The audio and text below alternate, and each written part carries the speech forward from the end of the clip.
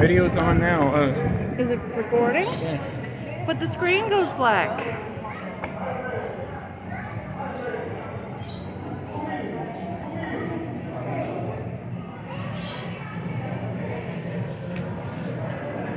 Oh, very good. Blue Jays. Very good.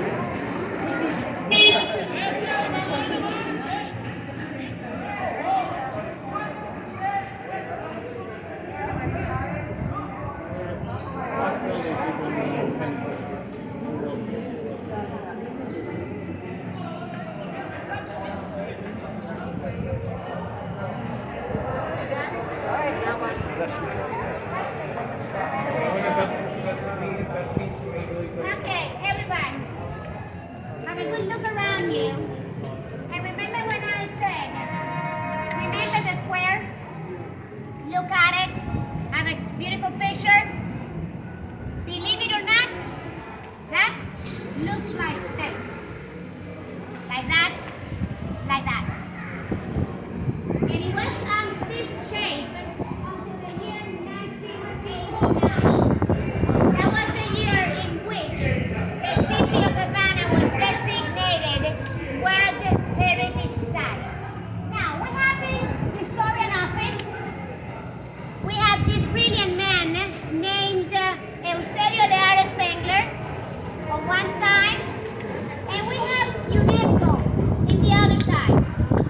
And UNESCO come here and say like, oh yeah, beautiful buildings, historicals, high value when it comes to colonial architecture. Okay, from now on, this is where heritage sites. You have to preserve it. No more building, no changing, nothing. Just the way it is. And in order to help you to do that, here you have $2 million, $6 million. And then Eusebio Lear says, what the heck am I gonna do with $6 million, 2.2 square kilometers, and 200,000 buildings to preserve, which are crumbling and all destroyed after many years of having no resources to keep them? As since 1902, all the wealthy families were moving out from Old Havana into New Havana, and the money was all put up on those buildings we saw early in the morning. This was the area where the poor people lived. 50 families in one of these buildings, like that one over there, and no resources. So he said, like, I need help. You know what? I need help. And he put together a team. Engineers, historians, professionals, restorers. And then they said, you know what, Eusebio? Let's prioritize. Let's make one building at a time. Let's put all the money in one building. And let's see what happens. Let's make a research, see which ones are the more important ones from the architectonical and historical point of view. And we put the money in there. And little by little, we do one at a time. Because if we split the 6 million and we put $1 million in one building, it's like restoring outside, and eventually we're gonna have to intervene them again. So let's do it right from the very beginning. So they did. They started with that beautiful square we saw. And then they came up with a second idea. They said like, we have 52 families. Let's relocate them into another area. Now, these people own the apartments, so you cannot force them to go. Sometimes you have like 3 or 4 generations living in the same apartment. So they say, if you relocate, instead of one, I give you 4 apartments, 1 for each generation. If you don't, when you come back, you have only 1 apartment. Now they narrow the number of families. When they have a smaller number of families, the next step is intervene in the building. So they get the building like that one, and they say, okay, what can be saved? The balconies, the structure, the ceilings, the door can be saved, and then start adding the elements that can be saved. And then they go in. They leave the facade and all the elements that can preserve it, and then they make it fall apart. And then they start building on the upper floor of the apartments.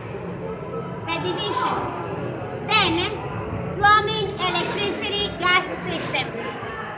And then they start from inside out.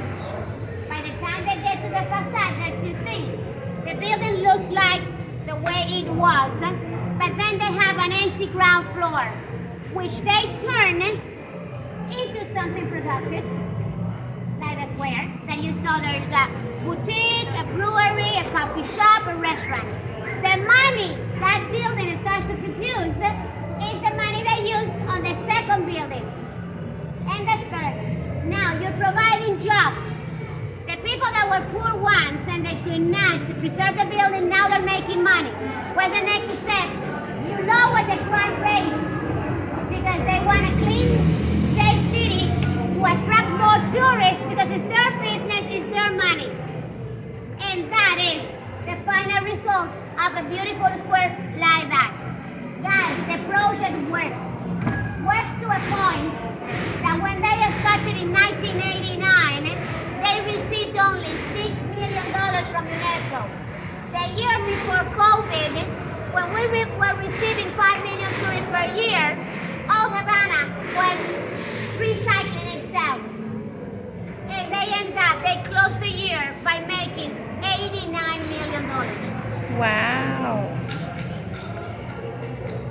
So, next question will be, are there people living in there?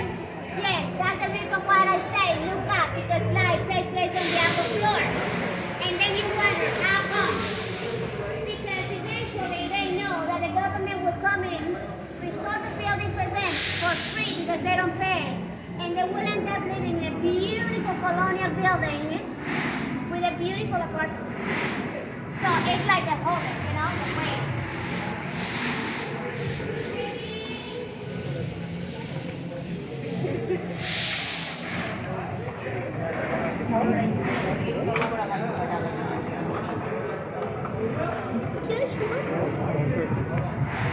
Huh?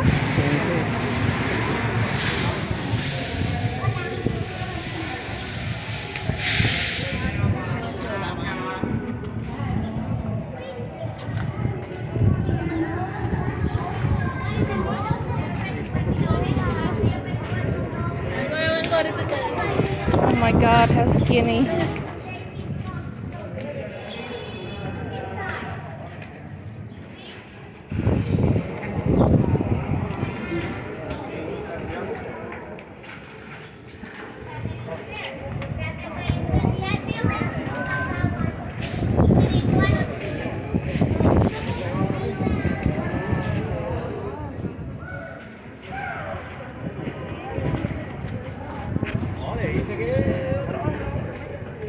Sorry. Hi. Sorry. I think they're asking for money.